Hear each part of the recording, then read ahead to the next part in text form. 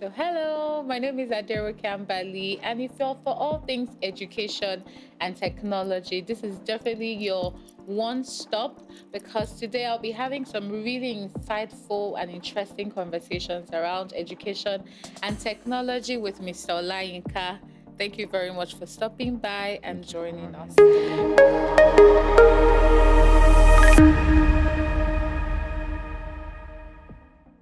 Right. So, Mr. Olayinka, when I stumbled on your profile, right, I was taken aback because you're into something that's really interesting, very unique, especially in this part of the world, and it's space education. So I think I saw your profile on LinkedIn, and it was space educator. I'm like, oh, okay. This is different. So, what does it even mean to be a space educator, especially in Nigeria? Okay, being a space educator in Nigeria means teaching science or STEM Mm, through the lens of space right, exploration. right. Space is so vast, it Mm, is unique, mm, and in Nigeria, people are not ready to take risks. I mean, that's why it looks to us like it is something that is scary, mm. but it is not scary. We have seen it in fictional movies like Star Wars, Star Trek, Mm-hmm. and this thing is really happening now. Mm-hmm. We have supersonic jets that can Right. fly at Mach 4, Mach 5. Right. Technology is improving, Mm. and Nigeria is also planning to send its first astronaut to space by 2030, which is really, really interesting. Mm. And Nigeria needs to be part of this space economy Right. because it's currently booming. We Mm. have heard about Elon Musk is doing Mm-hmm. well, and Mm-hmm. we need to bring this education to our children Right. so Right. that they, I definitely agree. It's a new one, and we need to be prepared for what's coming because I yeah, mean, the conversation is really about the future of education. yeah. And I'd like to know, where did that love come from? What sparked that love for the space education niche, and then made it a passion? Okay, thank you. So, my love for space came in an unusual way because space is not something in Africa.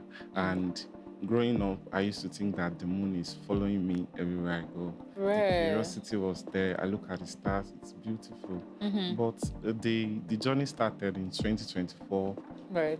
where I saw an opportunity. A friend sent it to me. I saw that this organization, Limitless Space Institute, want to empower teachers Mm. so that they can inspire their students to travel Mm. beyond our solar system, which is interesting. Mm. At first, when I saw the opportunity, I was like, space in Nigeria. So then I saw the gap.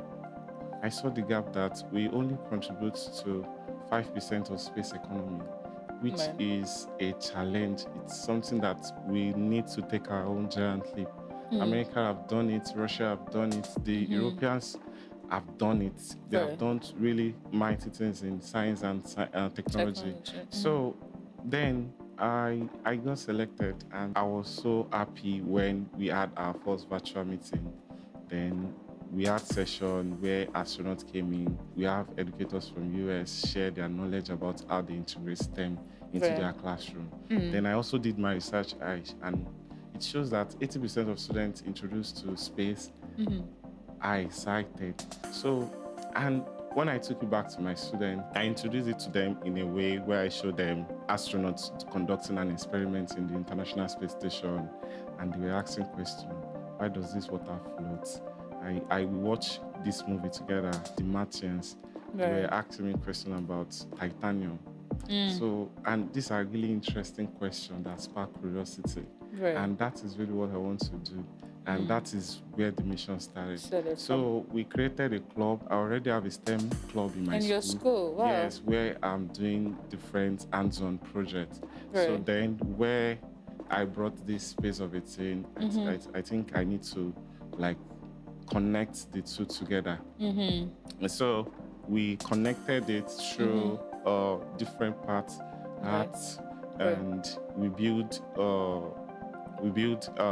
this in the international space model Ooh. in our school Yeah. using plastic bottles, Hmm. and we made solar panels with aluminium foil.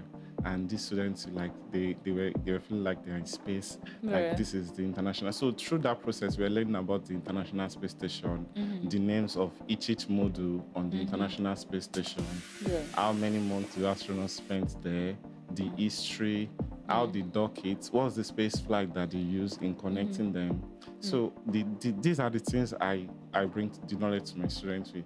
So then we named this club the Martians. Through that movie, we watch Right. the Martians, the microgravity Martians. That's what we call ourselves at club. Ilupeju. Yeah, And my student designed our mission patch, which is really beautiful. And after we designed our mission patch, one of my students said, Mr. Adeosun, we want to be the first Nigerian student to land on Mars.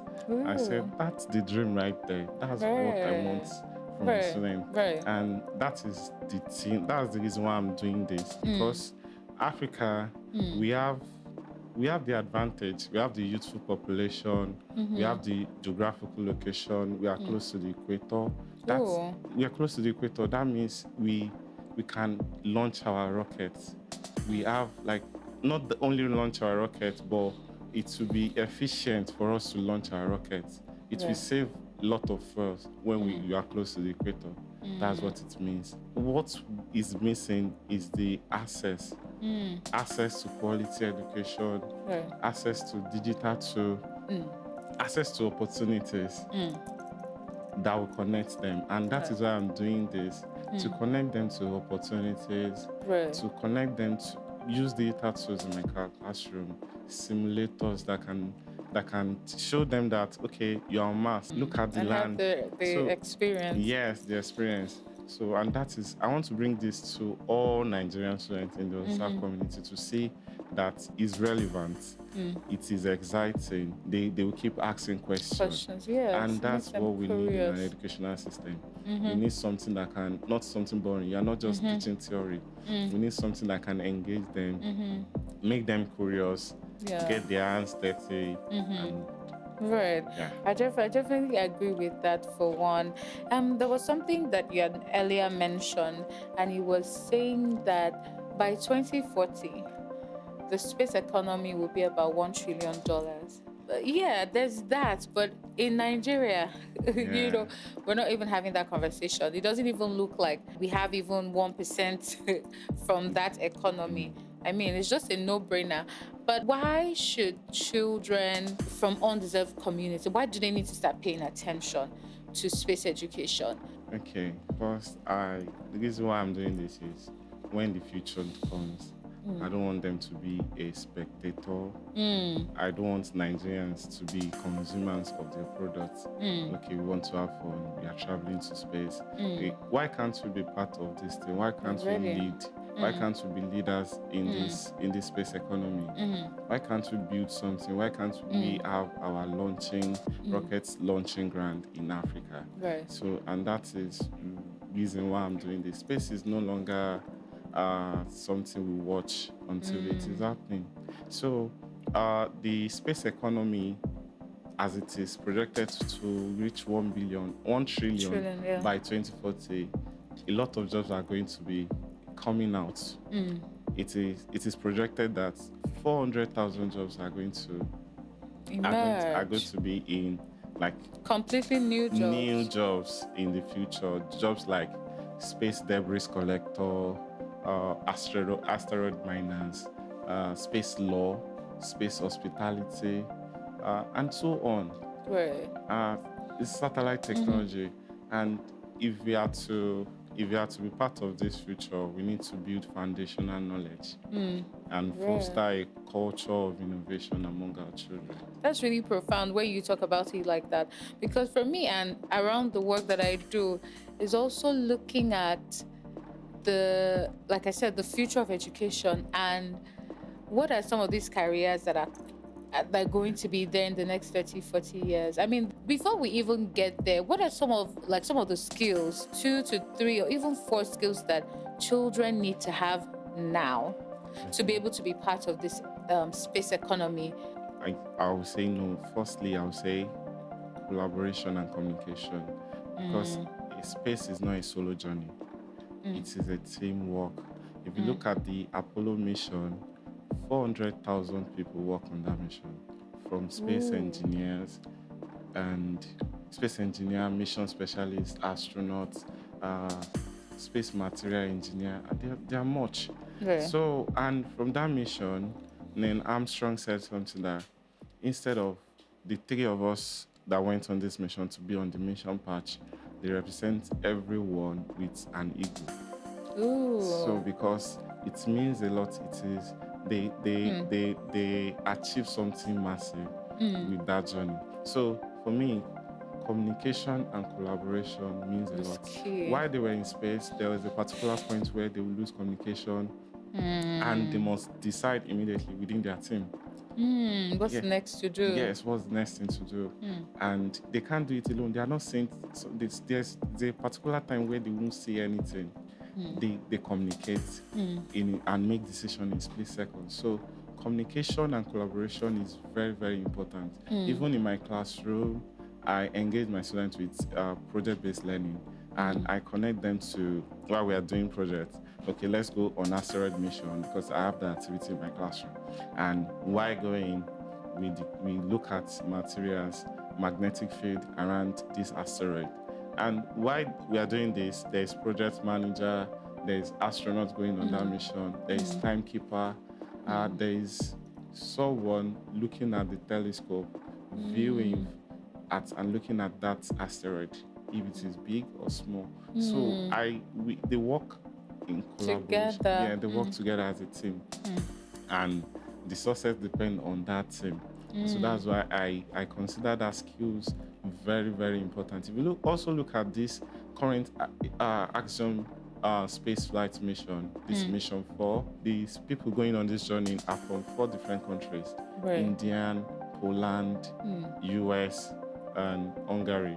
So they are from different backgrounds. So They have to work together. yes, we have to communicate effectively, and Right. they collaborate together to achieve the goal. So it is an important skill to infuse in our classroom as a Right. teacher. Right. So another one is the digital and technological skills, because in Africa there's still range of data divide.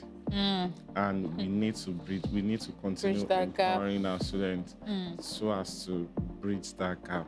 Also, space economy works on data. They rely on data, they rely on modeling, they rely on robotics and Right. AI. And Right. these skills, we have to impart our students with them as in schools. As an early stage, we should be thinking of using programming like Scratch to block-based programming to improve the skills of For the children. students. Is a problem-solving skills too embedded in this software, Right. so that they can learn. For modeling, we can use Tinkercad. We should not be teaching technical drawing with pen, paper and pencil again. You need something software Right. that can do that. Learn from how to model things in space. Right. Also, data electronics, electrical electronics. We can use Arduino. As Arduino is a powerful software to bring all different things together, especially when it is project based.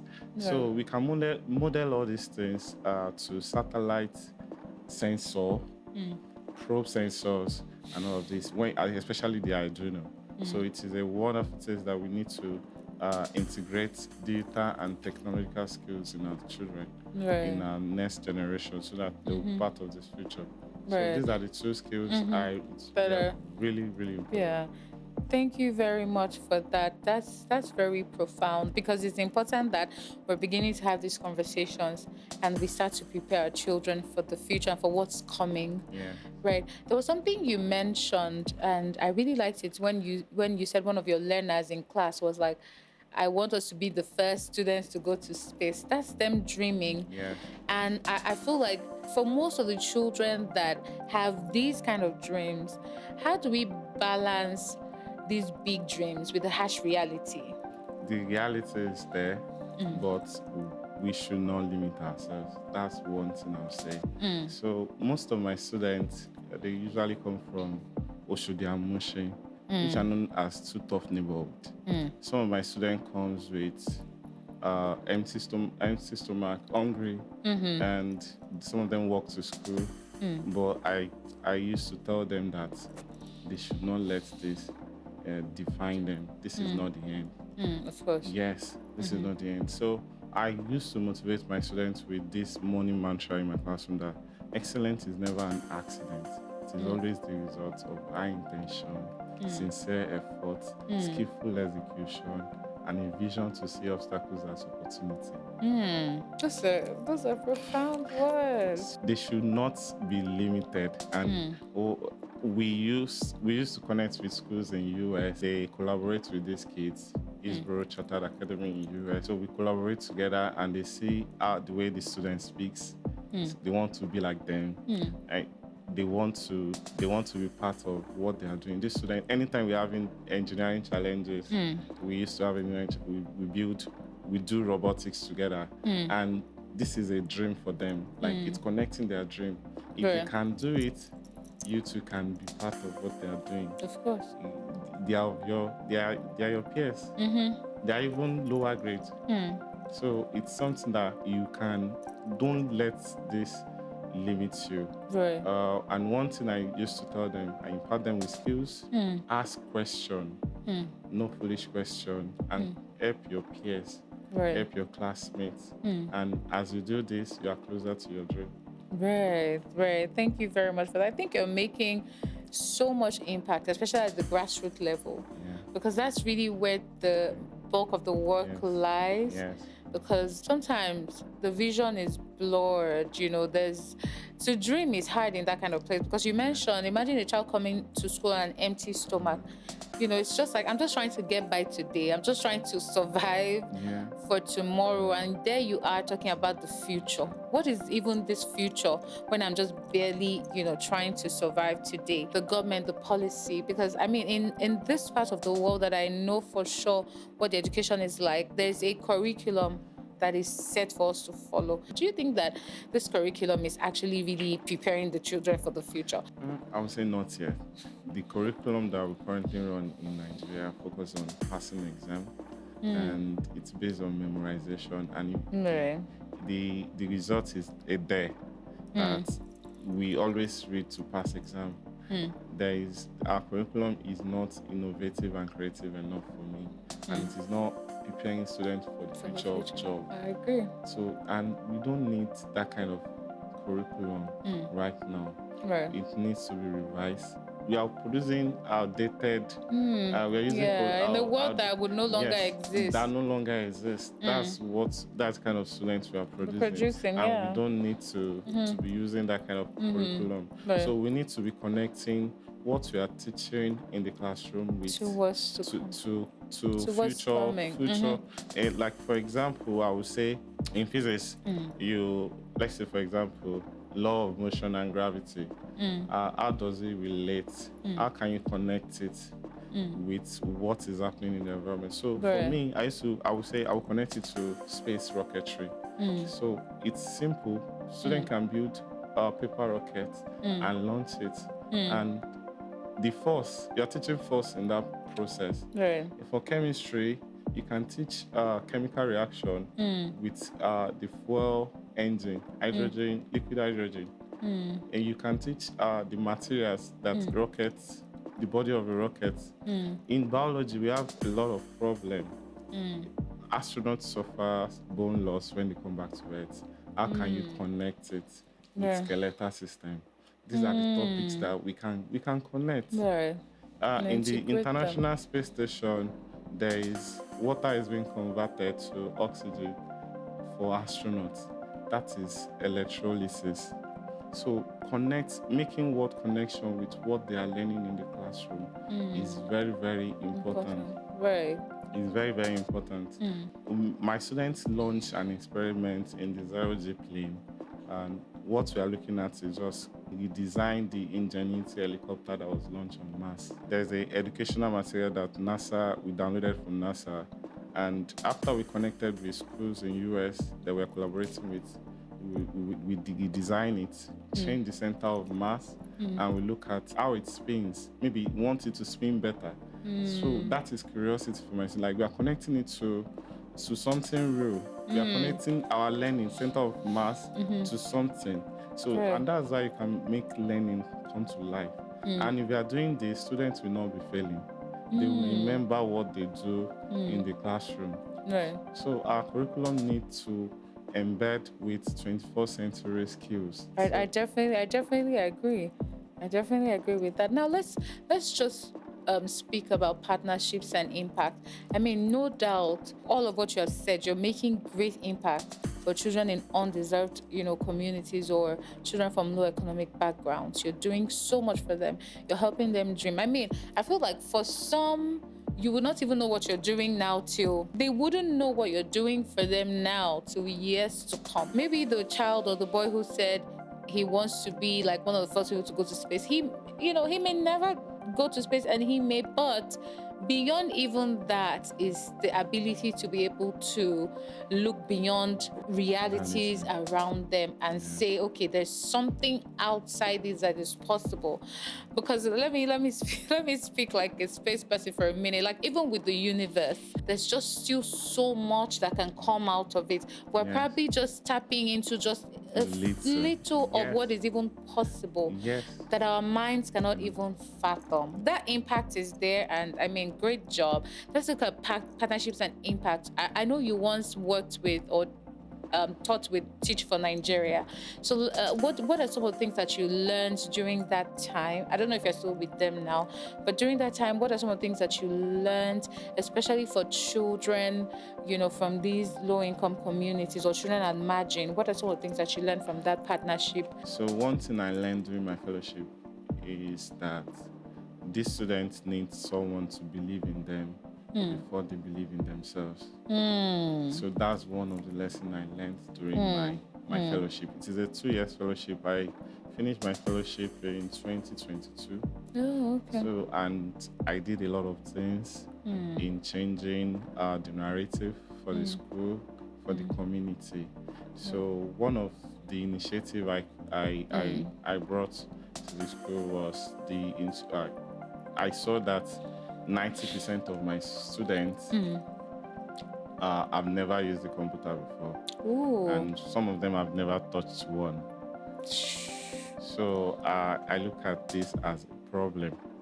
And I organized a summer digital literacy training from our zone. I also collaborated with 2 other fellows. I'm in Mushin.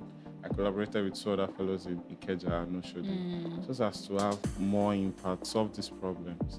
So, and at the end of it, we taught students Microsoft tools and graphic design. And at the end of it, we have a project that will connect it with. You're able to see students designing their house bus stop, their bus stops. And this is one of the exciting part for me.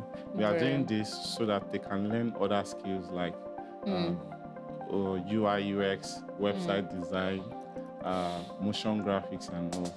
So, and it is really interesting. And from that, we were able to see a partner that was able to empower the students with laptops. 10 of my students at that time were they were given laptops. So to continue their tech journey. And this is good. something for me. Right. Something huge. And from that we have been doing this training on and on every year. Right. Well done. Well done. It's almost like I can see your heart, how much impact you want to give to the children. I feel like it's rare. Not everybody wants to do that. If you could redesign the whole African education from the scratch, what is one thing you would add and one thing you would take away? Okay, one thing that we add is integrating STEM or teaching our subjects in local context. So I really love what people are doing online these days. There are a lot of people doing amazing work, teaching our subjects, STEM in particular. That's what interests me in our local language. Students learning their mother tongue. Yes, and one person, Taufik Adebayo, science in Yoruba. I really love what he is doing in the area of STEM and space education. He gave all these planets Yoruba name. Ooh. And it's something like I really love it, because if It's- we have all of that, space will not be distance to our children. So if we can infuse our local language to teach STEM subjects, imagine teaching chemistry in Yoruba, children will learn better. Yeah. So that's something that I really want. If we can integrate it, Right. change policy, bring in policy that can integrate it. No, to the be mother something. tongue. Yes. Okay, but I think that's really profound, because I think even findings have it that when you teach children in their mother tongue, there's a higher tendency that they would retain what you're taught, and they will learn it better. Yes. Imagine teaching children math in Yoruba or in Igbo and Hausa. Yeah, It would, I've seen people yes, in fact, it will stick more than in English, and that's very interesting. Like, these conversations are just making me see things from a really fresh lens. When you talked about like the planets with Yoruba names, Yes. that's like this guy I'm talking about gave Mars Ayewande, Mercury Yagonko. Like, it's That's funny. interesting. Yeah, I'm very grateful for the gift of the teachers who are making impact, really. And you know, the guest before you was talking about how in edtech sometimes it's not profit first, it's the impact first, and then profit after, really. So let's look at funding, access, and inequality. Because if with a brilliant mind like you, and not just a brilliant mind, but someone that also has the heart of impact. Because it's one thing to have the brilliance, it's one thing to actually have that heart. If you were in like a different country, you know, it would be easy to just speak, you know, do one or two, get funding, huge funding, and revolutionize, you know, the space education in your local government or in your school. You know, people are ready to invest. There's funding, there's access. But in Nigeria, where even when you tell the average, like, not many people may be wanting to invest in a thing like that, because how am I going to make my, what will be the ROI, right? So how do you gather hope, knowing that you have this, you know, big idea, you want to help children in from low income communities, but funding, access, equality, that's like a challenge. But how do you find hope and keep going for you to be able to impact more children? You need funding because you talked about your child coming to school hungry. So there are children that if you can feed them for the day, then maybe they will hear what you want to say. So you need funding, you need access. You improvise in your class. You said you use the foil to make like a solar panel or something like that. You improvise. But if you could get funding, you would be able to get proper materials. You'll be able to get access to actual tools. If it's even like virtual reality headsets that can give them simulations that they're really in space or in Mars, that's money. You're making do with what you have right now, and big things can come out of small places. So what I say is, I know that a little drop of water makes mighty ocean. So every time my students give me hope, that hope and confidence every day, because I see their resilience, their curiosity, and the way, their gratitude in what I do. Every time I go to class, I teach them. They will say, "Uncle, we get this topic, comes for you," and everything. So it's something that really is pushing me that, okay, I need to do more. And one time I took this space stuff to our community initiative. There was a tech competition that was held. I took it there, and I see the way students reacted to it. They were like, "Wow!" They wasn't expecting the react like what will happen at the end of the results. So I also conducted this science day in school. I did some experiments. Then I did experiment about global warming using just a balloon and two balloons, one empty. I was teaching about how we are polluting our environment and how what we are burning is causing climate change. So one empty balloon filled with air, I lit it up, then it burst. The other one, put water into it. So what I want to teach about this is that water is saving us. Every of the heat is going into the ocean, and the ocean is saving all the heat we produce. Is taking 70 to 80% of it. So when I put the water into the balloon, then they were very surprised that their reaction first. I asked about. They said it's going to burst. They were like, "Eh?" They were like, "It's like I'm doing magic." So this little example, I've shown like how climbing. They will never forget, because every time I walk in the school, they will like, "Uncle, I'll go and try that at home." And that is what is stopping us in building fuel rocket, because I don't want them to go and cause damage in their home. Right. So this dream, I know that is going to be accepted. It's just a small step At a at a time. time. I got funding from Ban Ki-moon Center, selling them this, Right. and I got grants. Good. So, and I've used it to impact people in my community. Good. What I'm looking at now is to empower more teachers, continue doing training to let more teachers know about this initiative. Right. And I have 3 pillars in mind: teachers training, giving teachers resources in which they can use to teach it, Right. and also community outreach. So, That's good. and by the time, if I empower more teachers, I think we will go far. Yes, Yeah, definitely. because collaboration, Goes a long a way. good, like a network to reach Right. more people, more students to say. Great. So training, imparting more teachers is what I'm looking forward to. This is amazing. In fact, I'm thinking to myself, I'm like, Aderonke, are you doing enough? Are you even doing anything? But it's really, I mean, it gladdens my heart. Well done. Well done. Well done. But my final question to you would be, what does legacy look like for you? So when you're gone 20 years later, what do you want? You're not yet.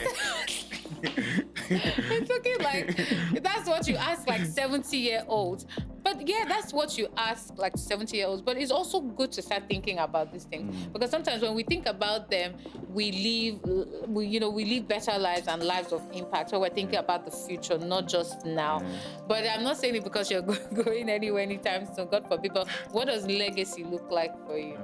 Building African innovations, building a legacy where we have African innovators that are into space and doing amazing stuff. Right.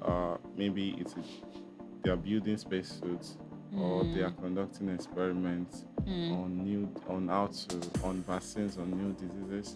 So that is legacy for me, where we have African innovators in space. Right. So for me, if what I believe a child will say in 20 years is, I think he was the first that believed in us before And then anyone believing in themselves. Yes, before they believe in themselves, before anyone Believed even in them.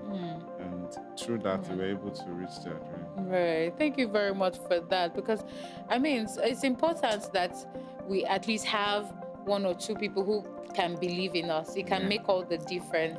That's great. Thank you very much for sitting with me and having this conversation. I really appreciate it. Thank you very much for watching. I hope you learned a thing or two. Olayinka has dropped quite a number of insights, nuggets, and I hope that you learned. Watch out for the next episode.